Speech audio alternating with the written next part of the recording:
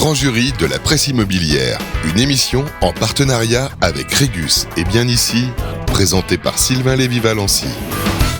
Bonsoir à toutes et à tous, et voilà, nous sommes en direct, nous sommes le 2 février pour ce numéro, le premier numéro de 2023 du grand jury de la presse immobilière, puisqu'il n'a échappé à personne que le dernier numéro tombait le jour de la grève, donc on a préféré le reporter. Voilà, on est ravis d'être avec vous, toujours entouré de nos journalistes, voilà, comme tous les mois dans le grand jury de la presse immobilière. J'ai le plaisir d'accueillir, voilà, une légende de la presse immobilière qui est avec nous, c'est Virginie Grelot.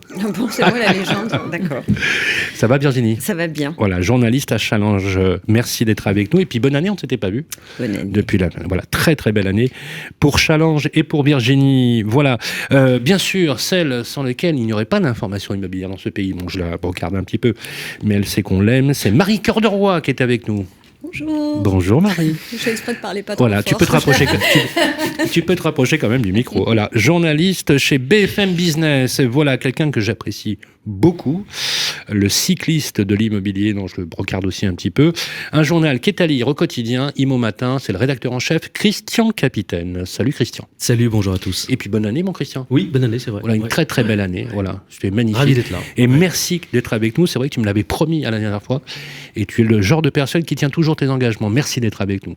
C'est adorable. La productrice, animatrice de l'émission, celle qui a organisé de main de maître, effectivement, ou de main de maîtresse, ces émissions, c'est notre Charlotte Eckerl. Ça va Charlotte ? Très bien, contente d'être parmi vous. Voilà, ça nous fait plaisir. Notre partenaire pour cette émission et qui nous fournit chaque mois toutes les informations immobilières dont on a besoin, les données, bien évidemment, il est aujourd'hui représentant du principal portail d'annonces immobilières français.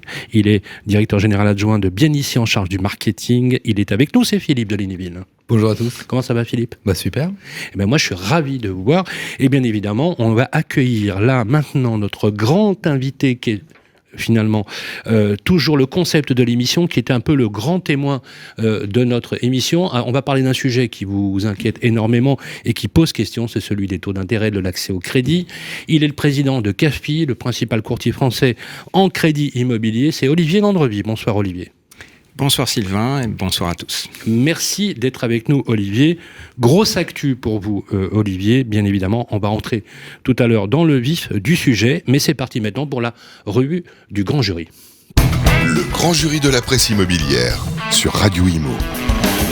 Alors, on a un exercice, les amis, comme chaque mois maintenant, dans la revue du grand jury, c'est que chacun vous nous donniez un petit peu soit votre coup de gueule, soit votre coup de cœur, soit une info qui vous a interpellé. On va commencer par Virginie. Alors, si on fait un peu la revue de presse de ce qui s'est passé dernièrement, qu'est-ce qui vous a retenu en particulier ? Là, sur l'actualité, c'est le rapport de la Fondation Abbé Pierre.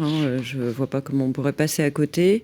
En 3 chiffres de mémoire, c'est 330 000 personnes sans domicile, 4 millions de précaires énergétiques très mal logés et 12 millions de personnes en situation de fragilité. Je pense que ça dénote quand même une véritable crise du logement en France. Pas une crise immobilière, mais bien une crise du logement. Les chiffres ne s'améliorent pas, donc ça évidemment, on ne peut pas s'en réjouir. On ne voit pas très bien ce qui est mis en place au niveau gouvernemental. Il n'y a pas de grand plan logement ou de grandes mesures qui aideraient à trouver des solutions pour toutes ces personnes. Voilà, pour moi c'est le plus important dans l'actu. Alors moi je le reprends bien volontiers exactement, c'est le 28e rapport exactement qui a été publié. J'ai écouté, je ne me rappelle plus de son prénom, je crois qu'il s'appelle Domergue. Manuel Domergue. C'est Manuel Domergue, qui est d'ailleurs journaliste de formation, qui est le porte-parole de la Fondation Abbé Pierre, et il a dit une chose très très sidérante, pour ne pas dire glaçante, c'est que jamais, alors on avait fait un papier d'ailleurs il y a 2 jours sur la question, mais jamais depuis la Ve République, on a vu culminer autant de précarité autour du logement. C'est plus qu'inquiétant. Je pense que c'est un vrai sujet de préoccupation. C'est pas 12 millions, mais c'est 14 millions de personnes mal logées. Et 330 000 personnes, c'est-à-dire qu'en fait, c'est plus de 25% d'augmentation si on prend, par exemple, sur les 10 dernières années, dans un état de précarité. Et imaginez, il faut savoir que les 330 000 personnes sont des personnes plus que mal logées. On est proche finalement du côté SDF. Et il a aussi ajouté, dans son rapport, c'est la résurgence des bidonvilles. Est-ce que ça vous a interpellé. Il suffit de se promener sur le périphérique, ou certains grands axes. Effectivement, on voit cette résurgence des bidonvilles. Il y a aussi un accent qui a été mis sur la précarité, alors ce qu'ils ont appelé lié au genre. Je ne suis pas très fan de la formule, mais en tout cas, notamment pour effectivement une partie des femmes qui se retrouvent en plus grande difficulté à l'issue d'événements de la vie, quel qu'il soit. Ça peut être un déménagement, ça peut être une séparation, ça peut être le décès du conjoint. Un décès, forcément, c'est encore plus dur s'il y a des enfants. Donc voilà. Non, mais moi je pense que ça va vraiment être un sujet de préoccupation. Et effectivement, on en parlera tout à l'heure, évidemment. C'est plus qu'un sujet de préoccupation, Sylvain. Enfin, parallèlement, on a quand même baissé comme jamais les aides au logement. Enfin, l'État n'a jamais aussi peu mis en aide publique au logement. On n'a jamais autant baissé les aides au logement. Donc ça met en relief la vacuité, le vide sidéral de la politique de logement, pour pas dire pas de politique du tout. Plus qu'un vide, on continue de creuser, quoi. Pour moi, c'est juste... et c'est désespérant, parce que oui, c'est le 28e rapport, quoi. Enfin, chaque année, c'est la même chose. Donc, et pourtant, on nous repond un CNR, un Conseil national de refondation, on nous repond des collectifs qui réfléchissent, vous savez, sur la ville, etc. Vous y avez participé, parce que vous êtes allé au lancement, vous y étiez. Non, moi j'y étais, quoi. Non, qui y était au CNR? Non. Personne n'y est allé ? Non plus. Bon, franchement, c'est bien l'initiative. C'est-à-dire qu'on n'avait sans doute pas de grandes attentes. Non, mais je crois qu'on était tous un peu pareil. Même si l'initiative est intéressante, mais c'est la 92e en la matière. Voilà, l'initiative est bonne, mais moi je pose la question, que sont allés faire les professionnels dans cette galère, dans la mesure où on sait très bien qu'il aurait simplement suffi, on l'a déjà dit sur l'antenne, je l'ai dit hier avec toi, c'était de reprendre simplement le rapport Rebsamen, par exemple. Après, on est d'accord. On enchaîne justement sur cette revue du grand jury. Christian Capitaine, l'information qui t'a un petit peu interpellé, on va dire. Moi, j'ai amené un petit peu de gaieté dans ce sombre tableau. Il faut. Alors c'est vrai que chez Méo Matin, donc on suit pas mal nous les startups de l'immobilier, donc ces fameuses PropTech. Et là, on a eu deux belles opérations de financement. J'avais envie de revenir dessus. Donc c'est donc deux startups qui ont levé des fonds, 10 millions d'euros et 15 millions d'euros respectivement. Ah oui. La première s'appelle EMEA. C'est une Travolib. Il s'appelait Travolib. Ouais. Petite dédicace à Mathieu Burin. Absolument, le sémillant et très intelligent Mathieu Burin, absolument, que j'apprécie beaucoup. Donc, pour rappel, c'est une structure qui accompagne donc les propriétaires, les acquéreurs dans la rénovation de leur logement. Alors, il me disait, c'est vrai qu'on surfe un peu quand même sur cette loi climat et résilience qui oblige bien sûr les ils font que de la réno. C'est un courtier en travaux. C'est un courtier en travaux et ils sont capables de produire un devis dans les principales grandes villes françaises en 24 heures. Et c'est ce que fait aussi, comme la société Monga, par exemple, qui a une plateforme pour accompagner les gestionnaires. Vous les connaissez pas ? Non. Remarquable. Très belle levée aussi. Mais voilà, Monga, M-O-N-G-A, dirigé par Avidan Koubi et Kevin Valency. N'y voyez pas. Non, mais non. N'y voyez pas. Non, mais on a le droit de s'appeler Valency. Moi, je m'appelle Lévi Valency, c'est pas pareil. Et non, vraiment très bien. Et ce qui est bien, c'est qu'ils gèrent déjà 400 000 mètres carrés de surface. Ils font tout au niveau des travaux. Et en fait, ils sont délégués par les administrateurs de biens et par les syndics de copropriété. Ça marche vachement bien, ce type de concept. Et effectivement, ils accompagnent donc également les agents immobiliers qui sont pour eux donc des apporteurs d'affaires. Donc, ils rétrocèdent une petite marge lorsqu'ils amènent le deal à notre plateforme qui s'appelle donc EMEA. Et voilà, donc une belle boîte. Et la deuxième, Garant-Me, 15 millions d'euros levés aussi cette semaine. Garant-Me, voilà, Thomas Reynaud. Caution. Et Mylène Romano. Garant, ils se portent garant. Voilà. Pardon ? Thomas Reynaud. Et Mylène Romano. Cabinet Bénard, Mylène Romano. Mylène Romano, elle a racheté le cabinet Bénard. Elle l'est plus. Elle était la femme de Dominique Romano, qui est aujourd'hui l'un des plus grosses fortunes immobilières françaises. Donc ils ont trouvé là une associée sympathique. J'ignorais, tu vois. Voilà. Et Garant-Me, ça a démarré avec la caution pour les étudiants étrangers. Ah oui. Et ensuite, comme le modèle, s'était un peu essoufflé, ils se sont mis sur la garantie tout court. Après, effectivement, sur les marchés qu'avaient d'ailleurs un peu Gallian et un peu CEGC. Et apparemment, ça a l'air de plutôt bien marcher. Ils ont réalisé un chiffre d'affaires de 10 millions d'euros. Ils ont fait x2 par rapport à 2021. Donc, pas mal. Ouais. Belle croissance. Alors après, c'est un projet qui est né alors que les fondateurs étaient encore étudiants sur le campus HEC il y a 4 ans de ça, quelque chose comme ça. Ouais. Comme quoi, chez HEC, il y a quand même des choses qui se produisent sympathiques. Tout le monde n'a pas fait HEC, je vous rassure. Pour ne pas faire HEC, ça ne veut pas dire qu'on ne peut pas être start-upper, il faut quand même le dire. Mais je comprends Olivier Landrevie, puisque sachez qu'Olivier Landrevie donne des cours et est professeur à HEC.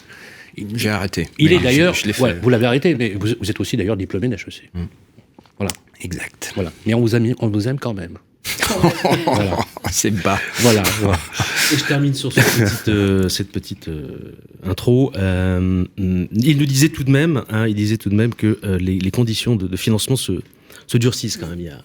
Il faut avoir, nous disent-ils, un horizon de rentabilité. Voilà. Alors il vaut mieux. Il vaut mieux. Puis vu les circonstances actuelles, justement, mais il y a effectivement quelque chose qui pose aussi une question de fond. Moi, je salue le fait qu'ils aient réussi à lever de fonds parce que les fonds, justement, ont stoppé pour plus de la moitié d'entre eux leurs acquisitions, leurs levées de fonds depuis quelques semaines, quelques mois, parce on était arrivé à un point où ça devenait fou, quoi.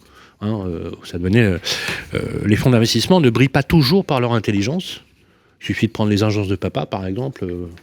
Vous l'avez lu ce papier des agences de papa? Vous avez vu les résultats? Les résultats de chiffre d'affaires en progression. Oui. Voilà les résultats de cotation. Des pertes assez lourdes. C'est ça, oui. Ah oui. Oui, ce ne sont pas les seuls. Ils ont fait 300 000 euros de chiffre d'affaires, c'est bien. Oui. Non, mais c'est des startups qui ont levé beaucoup de fonds. Ils ont levé 30 millions d'euros, ils ont fait 300 000 euros de chiffre d'affaires. Moi, je trouve ça super. Bravo. 13 millions de déficit en 2021, où la machine a incinéré des fonds propres. Oui, mais ce ne sont pas les seuls.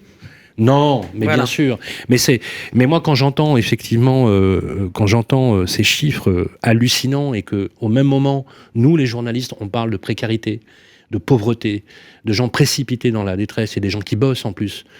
Je sais pas, tu vois ce que je veux dire? Tu es en train de nous dire que l'argent, il est pas au bon endroit? Ça me laisse peut-être parfois un goût amer. Justement, Charlotte, ton info. Moi, je suis toujours en défense de la veuve et de l'orphelin, donc forcément, j'avais le même coup de blues que Virginie. C'est vrai que c'est triste et effectivement, j'ai entendu aussi cette petite aparté sur les femmes qui sont d'autant plus touchées.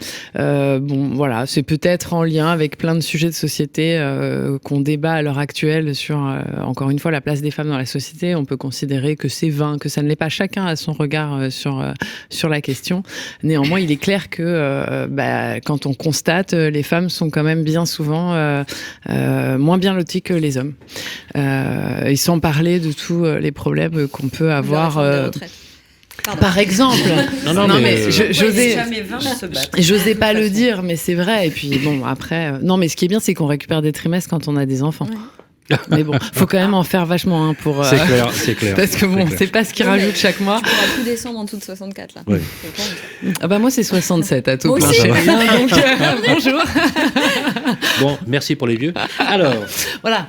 Mon Philippe, une info du jour. Alors moi aussi, je vais un peu tu vas te plaindre casser le moral. Il y a un chiffre, moi, que j'ai entendu ce matin, c'est la hausse des morts à vélo.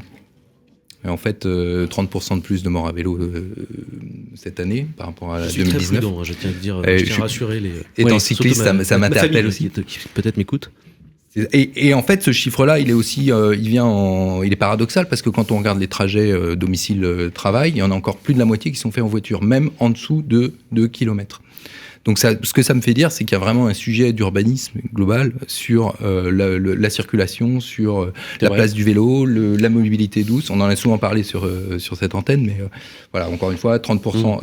Ça fait 60 morts de plus. Moi, je pense que c'est dramatique parce que effectivement, c'est un vrai sujet. Il y avait un projet, vous savez, d'interdire les trottinettes à Paris. Ça n'a pas encore vu le jour. Mais pour mettre un petit peu à la décharge de la voiture, vraiment un tout petit peu. Quand je vois, de toute façon, je roule en moto, donc je pourrais aussi dire la même chose. Mais quand je vois le comportement des cyclistes. Moi, franchement, ils me font extrêmement peur. On a la même chose quand on est cycliste avec les voitures. Oui.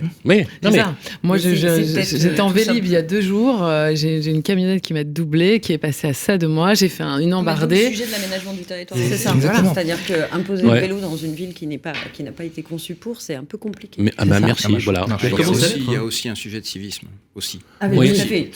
Qu'on retrouve dans Paris, je ne vois plus un vélo qui s'arrête au feu rouge. C'est juste sidérant. Alors, non seulement il s'arrête plus au feu rouge, mais en plus,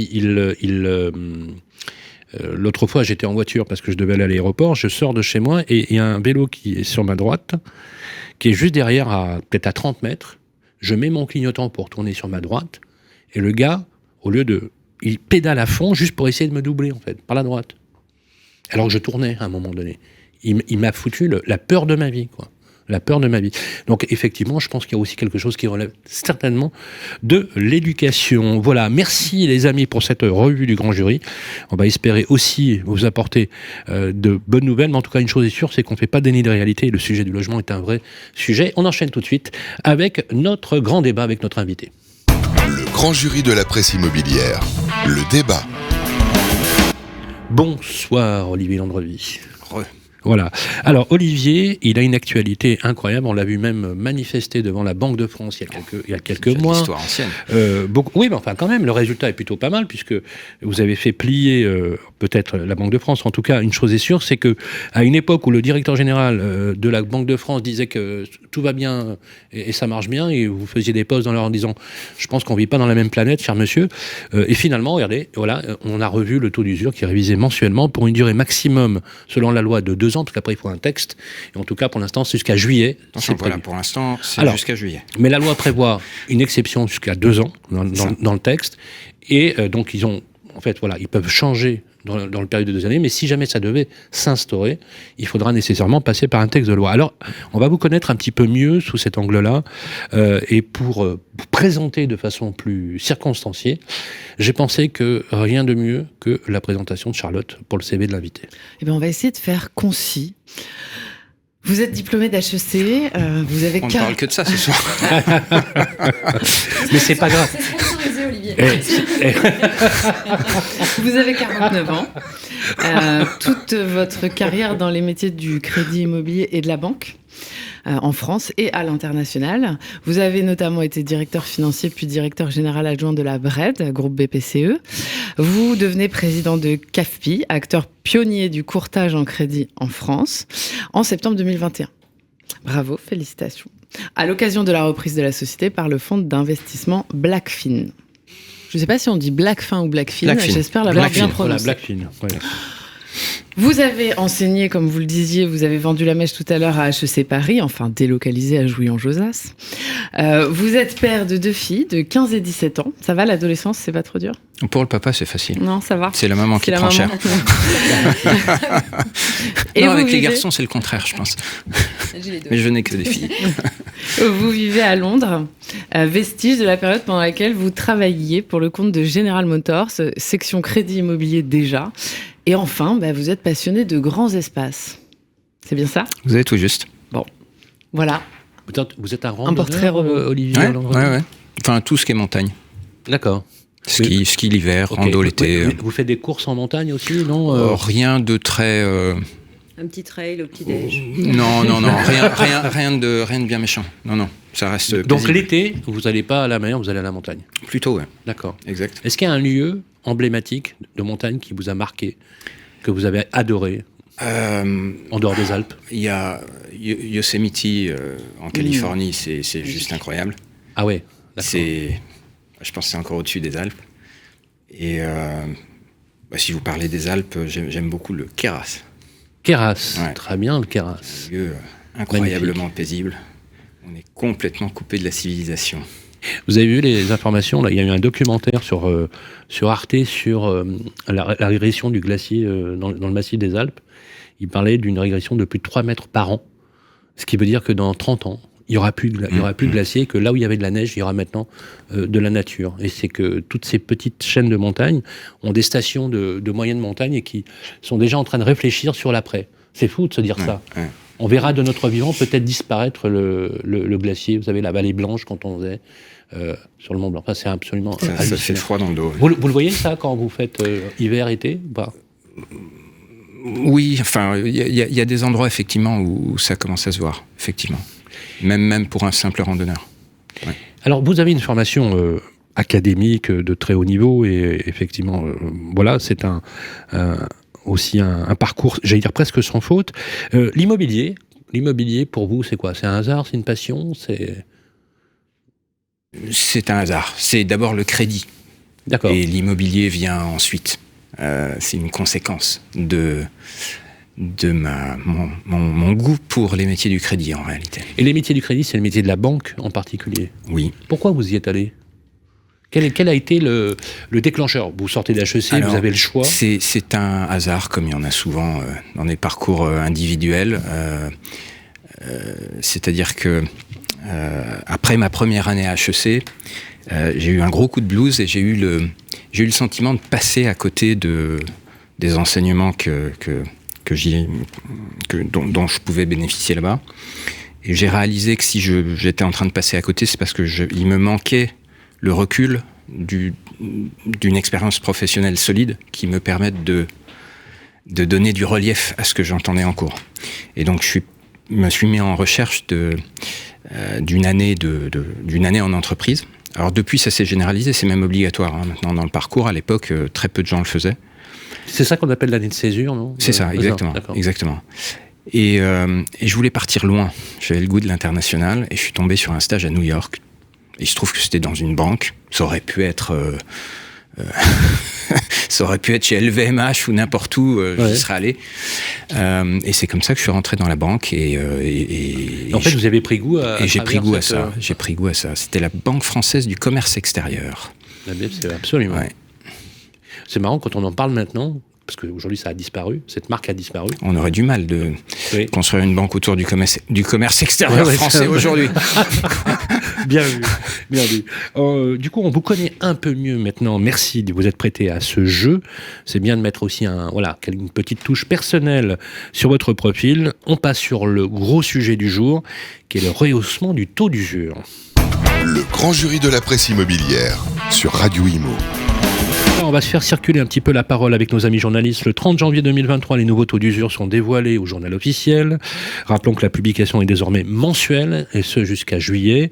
En clair, le taux d'intérêt maximum légal que les banques sont autorisées à pratiquer est rehaussé de 0,12 points sur les durées d'emprunt les plus courtes et de 0,22 points sur les prêts de 20 ans et plus.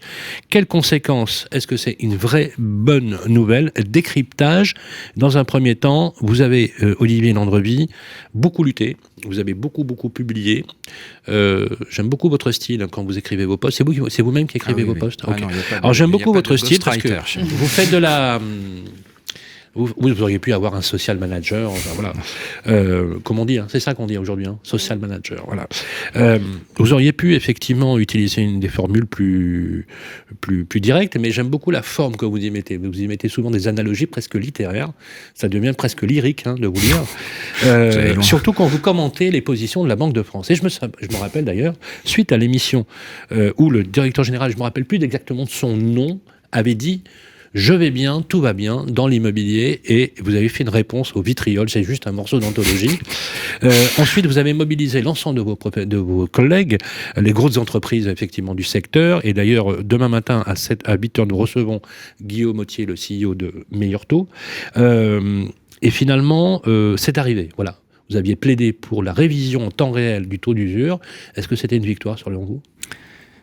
Une victoire, ça aurait été d'obtenir ça au printemps dernier quand on a commencé à alerter.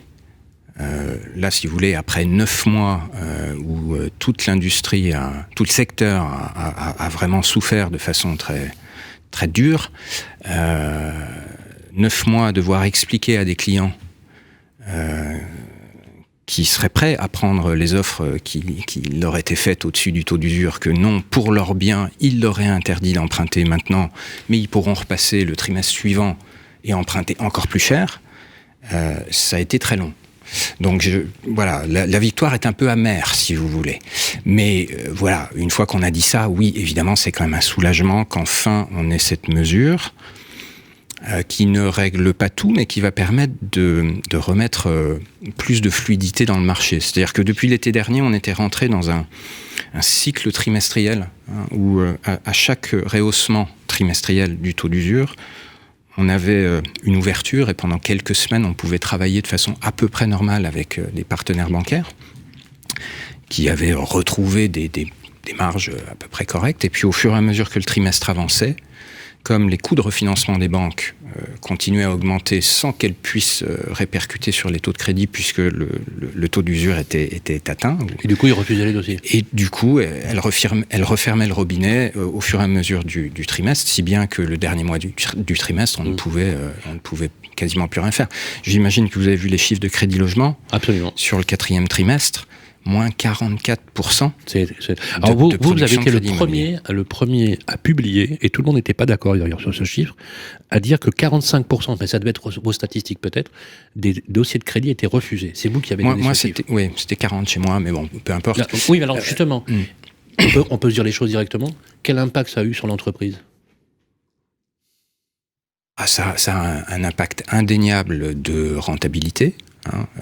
On a un niveau de rentabilité qui est divisé par 2 aujourd'hui.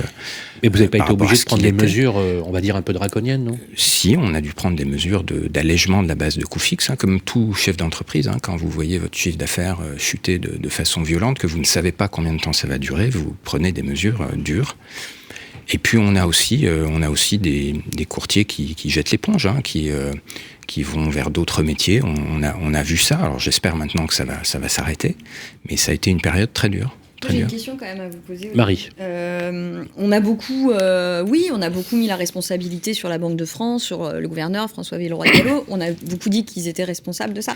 Le fait est que quand même, moi je m'interroge quand même sur la corrélation entre les coûts de refinancement des banques et leur réalité et leur vraie volonté de prêter en fait. Là par exemple, typiquement, après le relèvement qu'on a eu, donc là acté depuis hier, donc 1er février, on voit qu'il y a déjà des grilles de banque. Alors pas une majorité, mais j'en ai vu une, on m'en a envoyé une, où la banque est de toute façon au-dessus, quoi qu'il arrive. Donc là, elle acte le fait qu'elle ne souhaite pas prêter, en fait.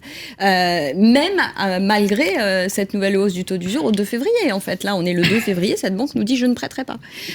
Pour compléter ce que dit Marie, est-ce que c'est ça ou est-ce que c'est anticipé, par contre, la hausse des taux à venir, puisqu'elle a été confirmée de la Banque Centrale Européenne, encore un demi-point dans quelques jours ? Donc est-ce que c'est une mesure d'anticipation ou est-ce que c'est effectivement ce que dit Marie Non, alors je commence par la deuxième question si vous voulez bien.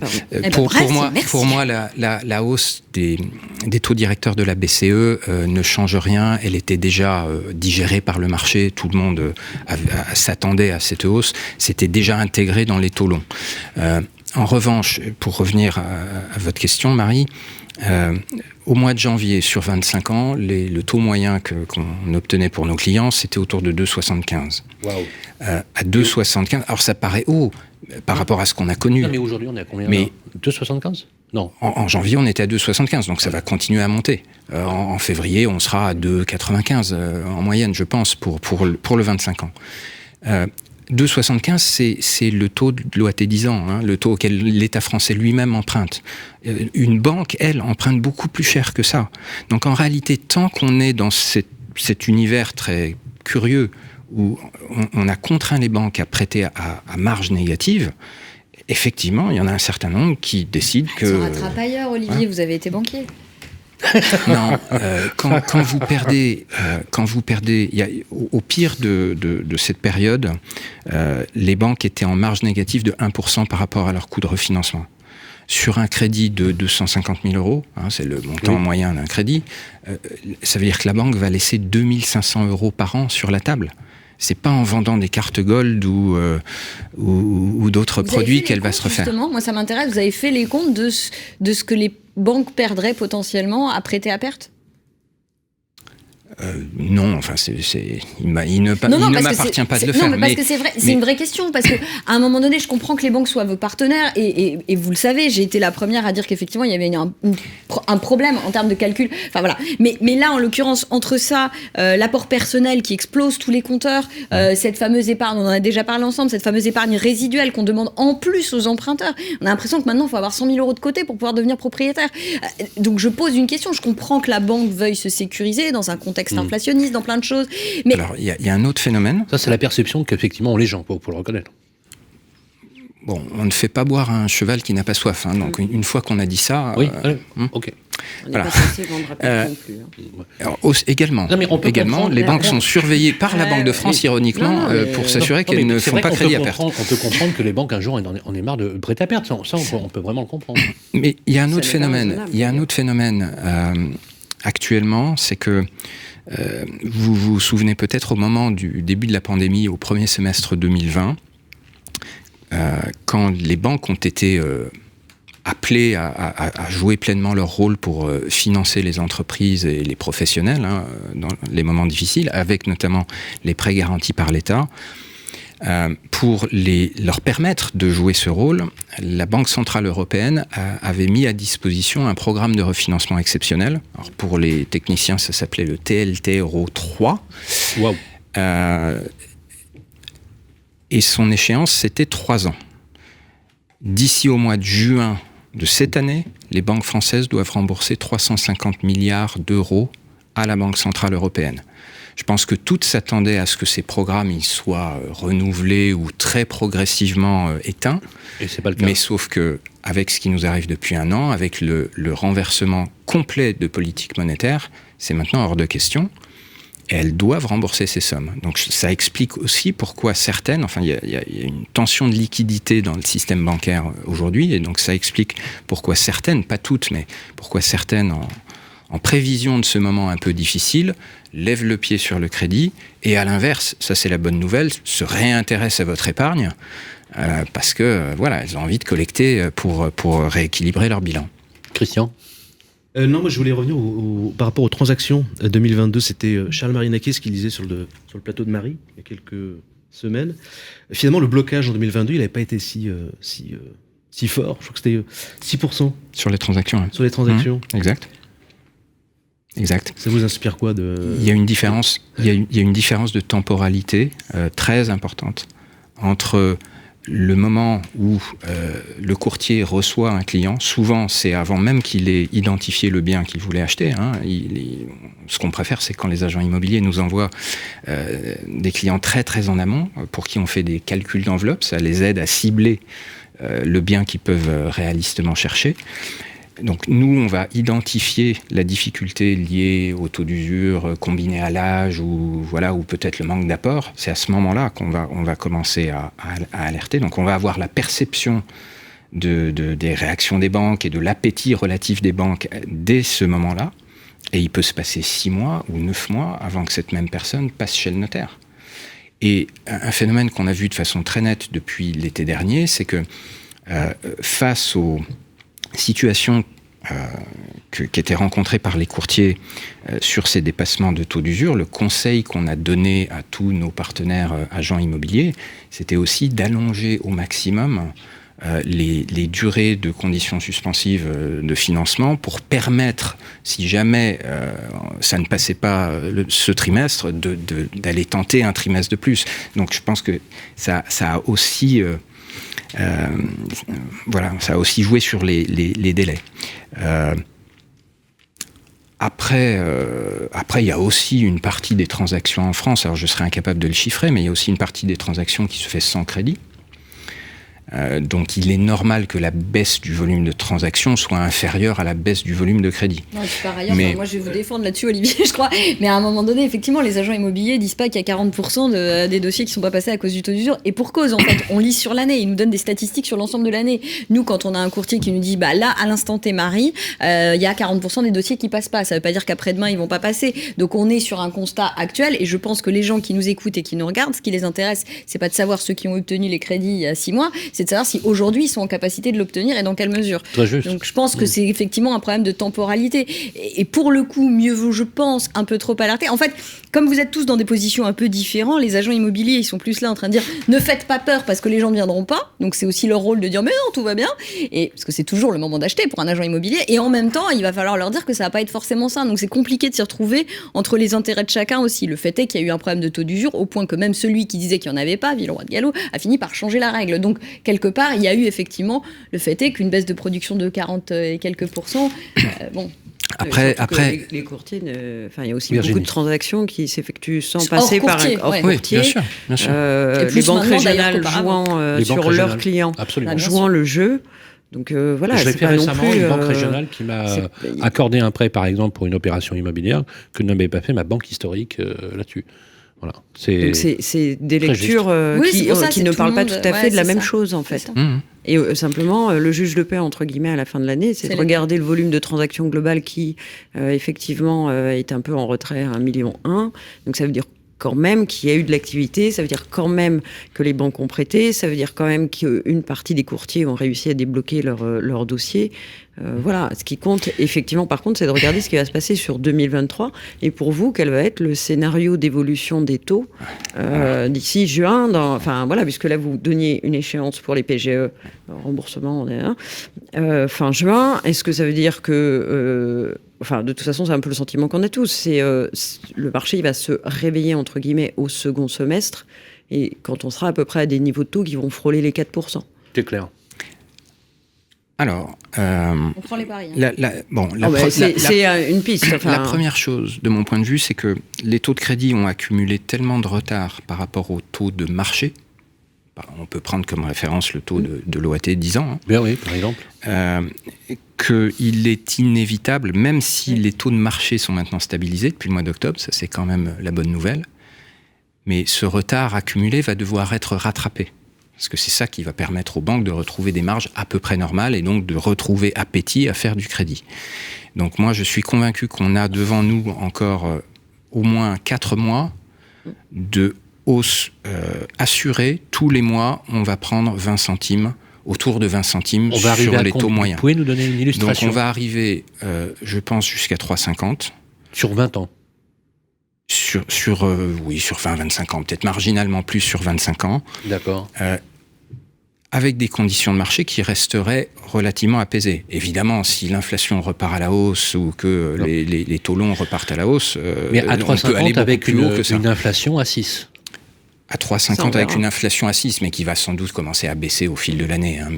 Mais oui, ça reste des taux réels négatif, c'est donc, important de le souligner. Voilà, ce que je voudrais qu'on explique, bien sûr. Du coup c'est une vraie attention, hein, d'ailleurs ça fuse, c'est il est temps, est-ce qu'on peut le dire, on peut quand même emprunter, c'est bien d'emprunter, maintenant, à ces taux-là. Si on est à 3,50, on prend. Alors, bon, d'abord, moi ce que j'ai coutume de dire, c'est sur l'immobilier, je recommande toujours à nos clients de ne pas chercher à faire du market timing. Hein. Le bon moment pour acheter, c'est quand son projet de vie impose mais faut quand même avoir ça. Oui, mais il faut quand même avoir un peu de moyens. Là, par exemple, on a des éléments qui nous disent, il y a un an jour pour jour, j'avais 20 mètres carrés de plus, et là, je fais une croix dessus.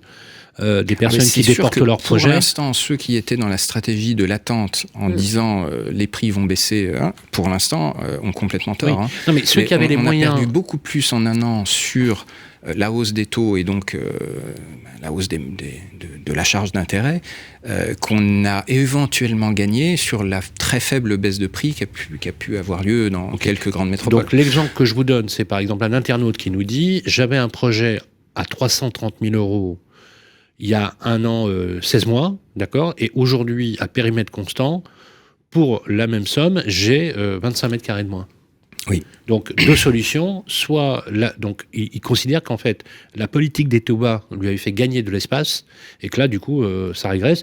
Donc, la question, c'est, je reste locataire et j'attends que ça rebaisse. Alors, ce qu'on peut opposer à ce raisonnement, c'est que quand on est locataire, le loyer est indexé. Alors certes, l'indexation est plafonnée à 3,5, mais aujourd'hui, c'est l'assurance que votre loyer augmente de 3,5 cette année.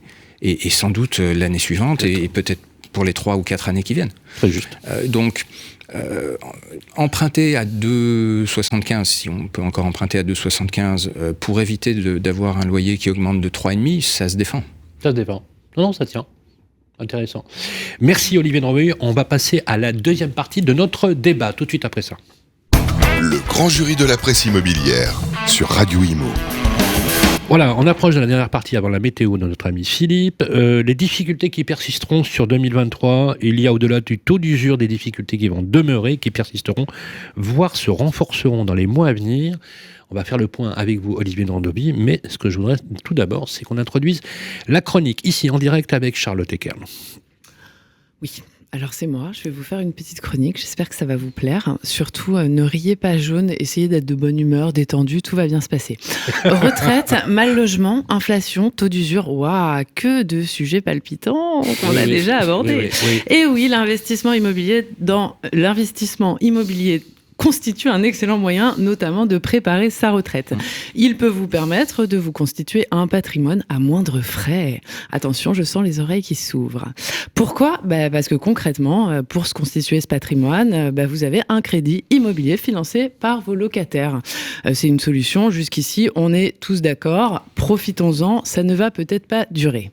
L'immobilier est souvent perçu comme une valeur refuge, car matériellement palpable, et ça ne souffre pas de la même volatilité que les marchés financiers. Donc c'est quand même super rassurant. On aime bien toucher le petit bas de laine qu'on met sous l'oreiller. C'est très français, ça. Ouais, c'est très franco-français. Dès lors, les possibilités sont nombreuses. Soit acquérir sa résidence principale en vue d'avoir un toit pour ses vieux jours. Bah oui, parce que bon, les maisons de retraite, elles n'absorberont pas tous nos aînés. Il y a de la place chez RPA. Oui, depuis les Fossoyeurs. Soit réaliser un investissement locatif, comme on le disait, pour se créer des revenus complémentaires, surtout si vous êtes une femme, hein, franchement, pensez-y. Nous le savons, le placement immobilier est une solution plus que valable et donc l'une des préférées des Français. Il comporte en plus des risques plutôt limités si le bien est sélectionné avec soin. Qui dit sélection dit vigilance sur les critères à prendre en considération pour investir. Ben oui, parce que la valeur verte des logements grimpe en flèche depuis la promulgation de la loi climat et résilience. Bon, c'est un moindre mal, hein. Les mots passoires thermiques, ça vous dit sûrement quelque chose. Les taux de crédit, forcément, s'alignent et grimpent eux aussi. Alors, pas encore en flèche, mais quand même, peinant à maintenir l'écart avec ce pauvre taux d'usure qui a pour conséquence de désolvabiliser un certain nombre de ménages ou de les contraindre à emprunter sur une durée indécemment longue. Seulement voilà, dans un contexte où il semble bon, pour ne pas dire crucial, de réfléchir à comment financer sa retraite ou tout simplement déménager, changer de boulot, faire des enfants, enfin mener sa vie, quoi. Il peut sembler complexe d'obtenir un alignement complet de planètes pour investir. Cerise sur le gâteau et conséquence de la loi climat et résilience, une manne de logements classés, alors ça c'est moi qui le pense, hein, vous avez le droit d'être d'accord ou pas, on n'est pas forcément tous d'accord sur la question, mais j'ai une petite boule de cristal à la maison. On va en parler avec Philippe, parce que Philippe a certainement... J'ai une boule de cristal et je ne sais pas si Philippe sera d'accord ou pas avec moi, même si j'en ai une idée. Une manne de logements classés énergétiquement en E, F et G auront le plaisir d'intégrer le cher stock de biens sur le marché dans les années à venir. Possiblement car les propriétaires ne pourront plus les louer sans faire de travaux. Et cela va de soi, n'auront pas tous les moyens de les financer, ces travaux. Jusque-là, vous allez me dire, bonne nouvelle. Pas si sûr. Certes, de quoi faire baisser les prix, hein, parce que c'est la loi de l'offre et la demande. Hein, il y a beaucoup de biens, donc normalement, techniquement, par effet de levier, les prix vont baisser. Et donc d'envisager de faire des bonnes affaires, hein, Sylvain. Mais bon, le problème, c'est qu'en restreignant le champ de la solvabilité, à qui va profiter ces opportunités d'investir dans l'immobilier ? C'est la question. Voilà. C'est la question. Vous en pensez quoi ? Olivier, est-ce que finalement... Je peux rajouter encore une petite couche de complexité à la question. On aurait dû l'écrire ensemble, Olivier. C'est que on voit beaucoup d'investisseurs locatifs, enfin de propriétaires bailleurs, qui sont prêts à faire les travaux, mais qui matériellement en sont empêchés. Bien sûr. Parce que pour atteindre les niveaux attendus de rehaussement énergétique, ça passerait par des travaux de copropriété. Les travaux individuels ne suffisent pas et qui n'ont pas la majorité de leur copropriété. Alors ça, je tiens à ajouter, alors pour le moment, il faut qu'on voit dans les détails, mais a priori, on avait Stéphane Descartiers chez nous qui nous expliquait... Oui, je l'ai entendu. Ouais, c'était intéressant, hein, parce que... Oui, j'ai appris quelque chose, effectivement. Voilà, si vous prouvez que vous avez fait tous les travaux que vous avez pu faire, que vous avez essayé de faire voter les travaux qui auraient été nécessaires, mais qui demandaient l'accord de la copro et que la copro s'y oppose, vous êtes de bonne foi, et donc de fait, vous passez entre les... Mais bon, après, il faut voir... Ce qui me chagrine un petit peu, mais peut-être que ça y sera remédié rapidement, c'est que, en fait, cette analyse, elle se fonde simplement sur des propos oraux de la ministre, qui a posé cette affirmation. Mais ça n'est pas écrit dans les textes, hein. Donc à un moment donné... Non, c'est sûr. On parle d'isolation, là, globalement. C'est clair. Donc si on ne fait pas une isolation par l'extérieur sur un immeuble, on la fera par l'intérieur. Puis si vous avez la malchance d'avoir un 9 mètres carrés, il fera plus que 8 après. Oui, alors après, pour le coup, j'ai eu des diagnostiqueurs au téléphone qui m'expliquaient que c'était pas forcément la panacée, typiquement l'immeuble haussmannien, etc., machin, et que tu avais d'autres travaux possibles qui te permettaient de faire grimper ta note parfois de manière assez dingue, et ça ne tient pas. Alors moi, je suis pas vraiment une spécialiste, mais t'es pas obligé de mettre une plaque de BA13 et de la laine de verre pour pouvoir obtenir des gains de notes. Parfois, ça joue sur d'autres éléments. Mais bon, moi, pour le coup, je suis pas... Enfin, heureusement, la majorité des logements font pas 9 mètres carrés. Et ce qui reste quand même... Non, mais ce qui reste important quand même, qu'on perd peut-être un peu de vue, c'est qu'il est important à un moment d'améliorer la qualité des logements et que ça améliore aussi à terme la valorisation du patrimoine. Sure. Donc il y a quand même ce genre d'éléments. Ensuite, si ça introduit un certain dynamisme dans la gestion de patrimoine des propriétaires bailleurs, on ne va pas le regretter parce que, en fait, si on en est là aussi, c'est parce qu'il y a eu quelque chose de très très statique. Souvent, c'est un coup de peinture entre deux locataires, mais c'est pas des travaux. Moi, j'ai vu des propriétaires qui sont charmants d'ailleurs et des locataires qui étaient très contents d'ailleurs de l'appartement, mais 15 fois d'affilée, changer les fenêtres, non. Et à un moment, il faut un peu, parfois pousser à la roue pour que les choses se fassent. Donc, redonner un peu de dynamisme, changer un peu, améliorer la qualité globale de l'habitat. C'est pas au moment où on se plaint et on voit le constat du rapport de la Fondation Abbé Pierre qu'il va falloir, en plus, à chaque fois prendre des cas particuliers pour expliquer que c'est compliqué. Non, il faut donner de l'argent, en fait. À un moment donné, t'as de belles ambitions. Oui, tu mets mais sauf que l'argent, il est aussi entre les mains des propriétaires. Il faut tout va pas tomber comme ça. C'est-à-dire qu'aujourd'hui, il y a une partie du parc qui est détenue depuis des années par des propriétaires. Si, au bout des années, si on regarde ces 20 dernières années, globalement, les prix de l'immobilier n'ont pas baissé, donc la valorisation de ces biens, ils n'ont rien perdu. Donc l'argent, il est aussi entre ses mains de ces propriétaires. Et c'est pour ça que je parle d'arbitrage. C'est-à-dire qu'il faut avoir peut-être aussi une notion un peu plus dynamique de son patrimoine. C'est pas accumuler pour accumuler pour accumuler et pour avoir une rente complémentaire à la retraite. C'est aussi savoir à un moment se dire cet appartement-là, j'arrive pas à faire les travaux, c'est trop cher, j'ai pas envie, c'est compliqué, la copro veut pas. Peut-être qu'à un moment, il faut vendre.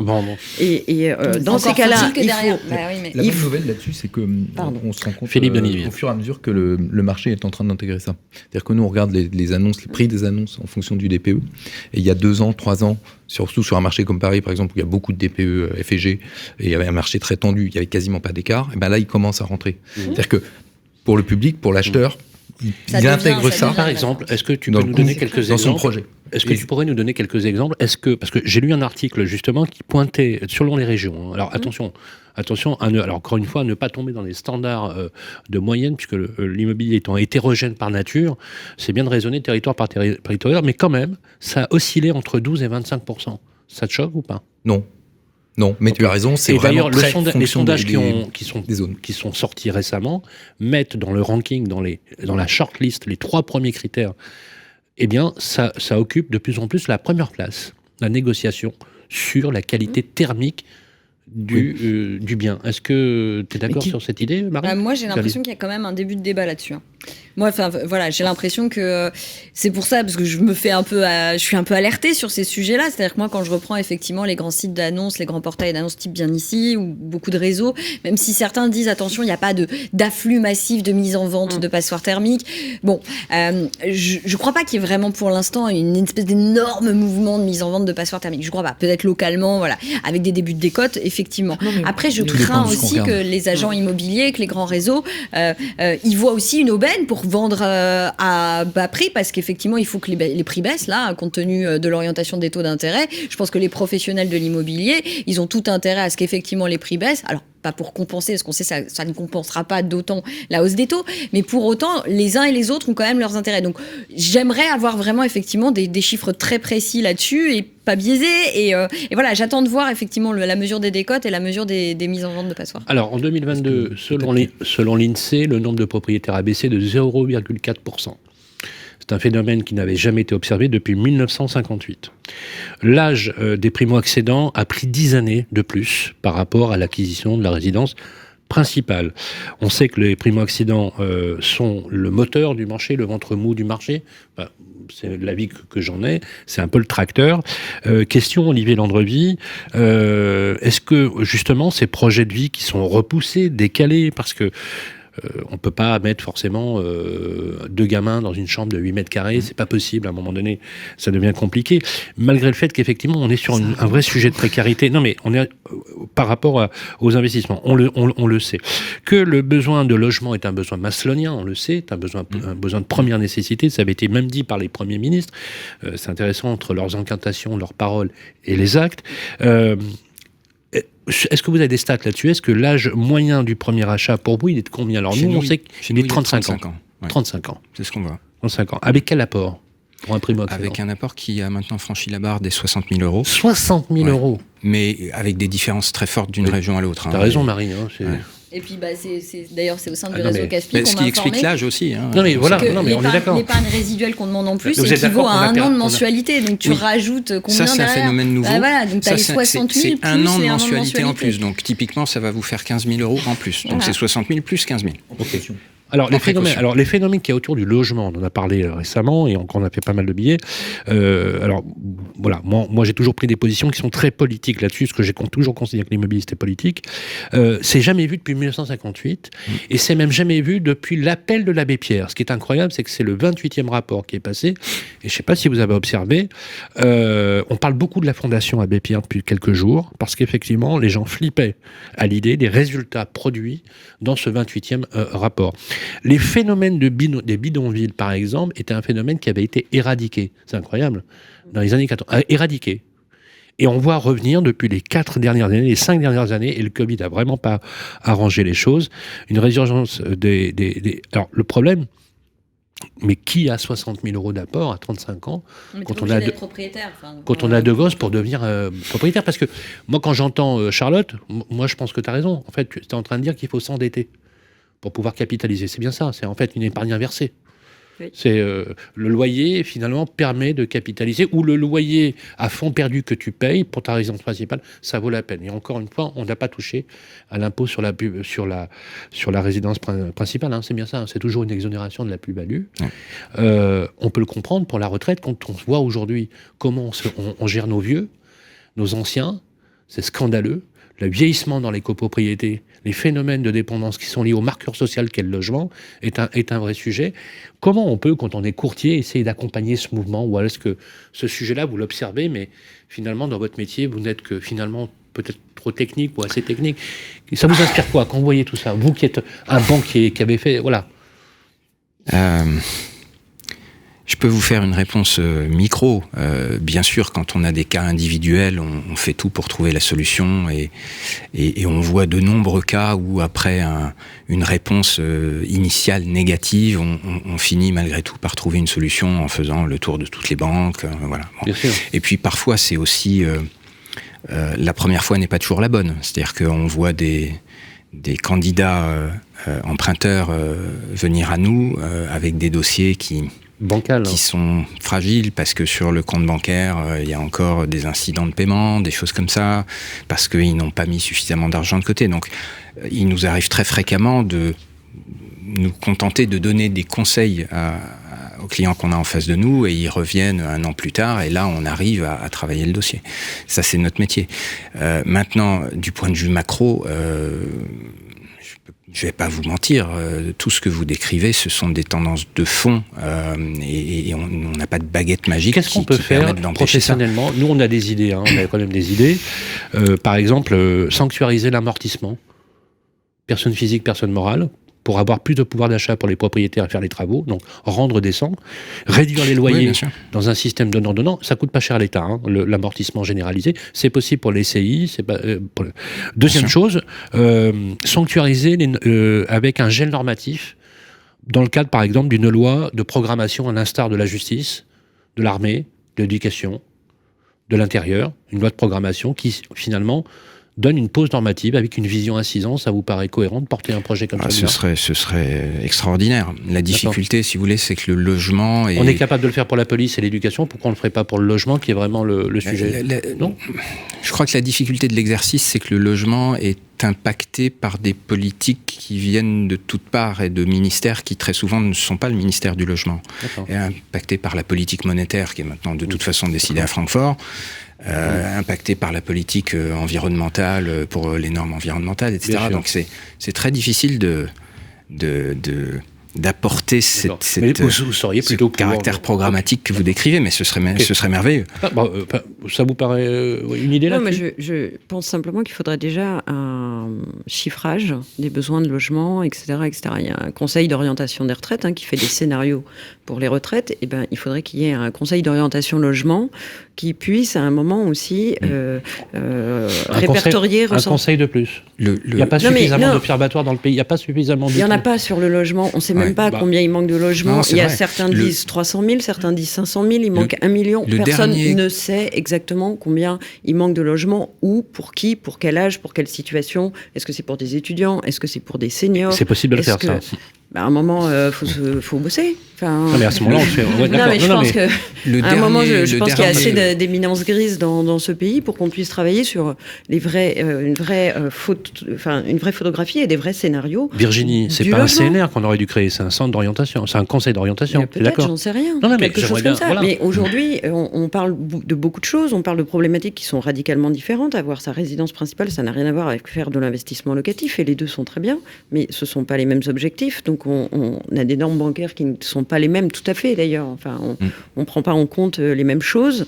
Donc on peut pas avoir de réponse intéressante et efficace tant qu'on n'a pas chiffré le problème avant quand même. Enfin, moi, c'est mon sentiment. Le dernier grand rapport sur le sujet, il remonte à 2001 ou 2002, quelque chose comme ça. Donc ça fait plus de 20 ans. La démographie a changé, les modes de vie ont changé. Enfin, voilà. Merci Olivier Landrevie. Il est temps de passer maintenant à la météo de l'immobilier avec notre ami Philippe de Lignyville. La météo de l'IMO, par Bien Ici.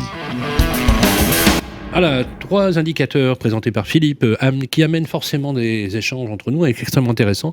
Quand je vois l'évolution de votre site en termes de données, quelles sont les nouveautés du jour, Philippe? Bon, on a regardé, c'est le début de l'année, on voulait regarder un petit peu comment évolue le marché sur ces premières semaines. Je pense que ça a occupé les débats de savoir quelle allait être la trajectoire sur 2023. Donc on a regardé un petit peu les chiffres sur Bien Ici, donc toujours la même chose, ce que je vous présente tous les mois, c'est-à-dire le volume d'annonces, le volume d'annonces consultées, pour se donner un petit peu une idée du marché, qui permettra ensuite d'alimenter les agences. Alors sur la transaction, qu'est-ce qu'on voit? C'est clair, la pénurie de biens, elle est derrière nous. On en a déjà parlé en décembre. On tire le trait.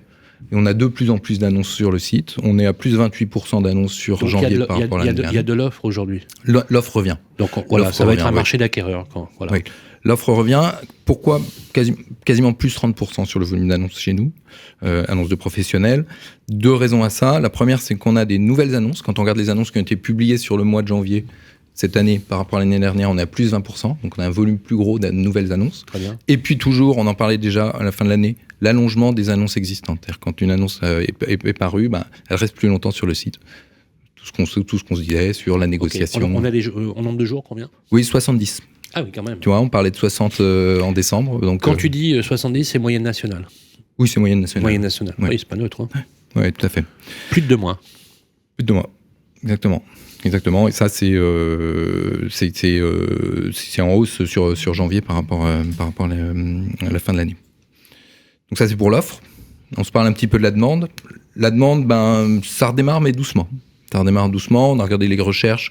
Globalement, sur les recherches, on est toujours mieux qu'en décembre, mais là, on est plutôt de l'ordre de 25% en dessous de ce qu'il y avait l'année dernière. Donc mais ça n'a plus rien à voir avec le niveau qu'on avait atteint il y a 3 mois. Oui, c'est la fin de l'euphorie. On a quand même de l'attentisme. 25% de moins. Oui, 25% sur les recherches. Sur les flux. Sur les recherches. Okay. Après, on regarde les gens qui ont contacté les agences.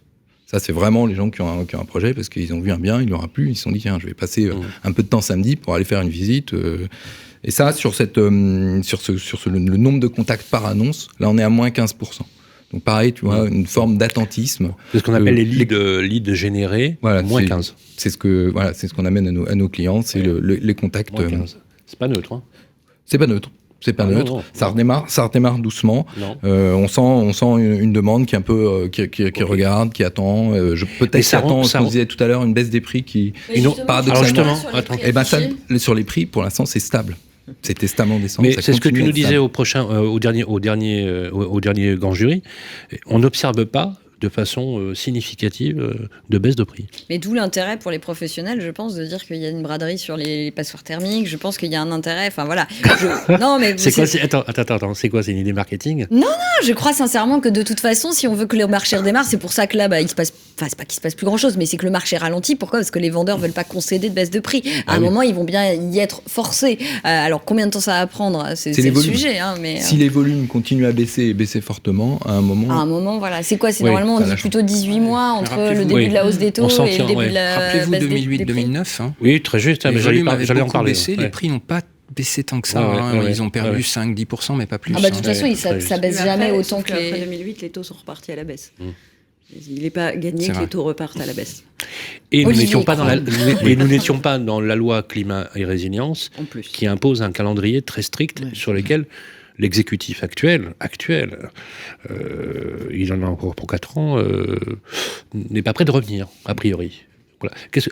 Un petit retour, toujours sur les prix, c'est que là, moi, je vous parle du prix des annonces. Oui. Quand on parle après de la négociation, notre partenaire La Forêt, par exemple, communiquait sur une augmentation du taux de négociation sur 2022, et ça, a priori, ça va s'accélérer sur 2023. Oui. Alors là, on a quand même des tendances là-dessus, sur les taux de négociation. On peut, entre l'ordre de, ce que je disais tout à l'heure, on a des négociations de l'ordre de 10 à 15%. Oui, selon les communications. C'est quand même significatif. Mais ce qui est intéressant de dire, c'est que finalement, vos clients, pas les agents immobiliers, retrouvent les vertus de la découverte de l'acquéreur, quelque part. Du coup, la mine d'or aujourd'hui, c'est l'acquéreur. C'est celui qui veut acheter. Vous êtes d'accord là-dessus, sur l'idée ? Moi, je pense que là, on a en tout cas un rééquilibrage. Moi, voilà, c'est ça. C'est pas attendre de cataclysme. Je crois pas que les prix vont s'effondrer. Je pense qu'ils vont baisser, ils vont corriger. Et oui, on a un rééquilibrage des rapports entre vendeurs et acheteurs. Et c'est plutôt plus sain, je pense. Christian ? Non, au niveau de l'offre, les passoires, vous arrivez à les identifier Les passoires ? Oui, bien sûr, oui. Et quelle est la progression justement en termes d'offres ? Alors, ce qu'on voit, c'est qu'on a le volume d'annonces en location, FG, qui a tendance à baisser. Ça a baissé, par exemple, sur les 450 kWh par mètre carré, ce qui était impacté au 1er janvier. Là. On a été divisé par 2, par 3, il n'y en a quasiment plus. Et en fait, avec un basculement sur la partie transaction. Alors, effectivement, c'est pas un raz-de-marée, on est d'accord. Là, on regarde. En plus, on a changé le DPE, il y a eu des évolutions. Donc, on n'a pas exactement. C'est pas parce qu'on a juste bidouillé les. Voilà. On a changé de thermomètre aussi. Voilà. Donc, ça va être un sujet aussi. On se parle des annonces qui sont en location, on ne se parle pas du parc, évidemment, ça c'est important aussi à avoir en tête. Et, mais c'est vrai qu'il y a quand même un transfert qui s'opère. Il y en a qui ne savent pas encore. Je veux dire, il y a plein de propriétaires qui ne savent pas qu'en 2030, ils ne pourront plus louer leur logement. Bien sûr.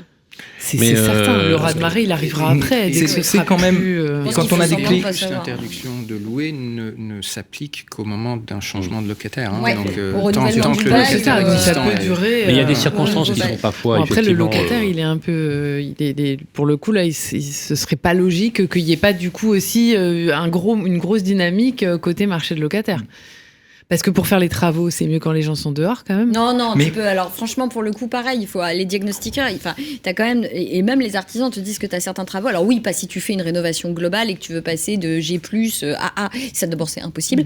Mais voilà, mais tu peux franchir quelques notes en présence du locataire. Il y a vraiment des travaux. Pour ceux qui nous écoutent et qui hésitent, franchement, oui, ça fait peur la rénovation globale, mais il y a. Malgré tout, il y a quand même des petits gestes. Je sais que ce serait mieux qu'on fasse tous des rénovations globales, mais il y a des petits gestes qu'on peut faire et qui peuvent permettre de faire des vraies économies. Attention, qu'on fasse venir dans l'émission quelqu'un des diagnostiqueurs parce qu'il y a des vrais sujets aussi qui sont en lien avec tout ça qui se passe. Alors c'est prévu, puisqu'on a prévu Charlotte de le faire justement, mais il y a un vrai débat, on en parlait hier avec le rédac-chef du Moniteur des artisans, sur les escroqueries en bande organisée très structurée sur l'embellie des pompes à chaleur, par exemple la chaudière à 1 euro, etc. C'est un vrai sujet, et c'est vrai que le fait... Alors ça, j'ai appris quelque chose hier sur BFM Business, c'est que c'est pas parce qu'on a un label RGE que forcément on est hyper protégé, quoi. Le label qualité.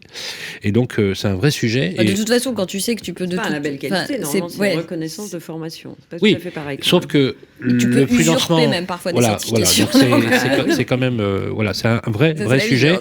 Je voudrais conclure sur l'idée effectivement que plus que jamais la solidarité nationale doit primer, surtout quand on est dans des circonstances économiques d'incertitude qui désespèrent les gens, parce que vous savez que les études démontrent que le moral des Français n'a jamais été aussi bas depuis 1982.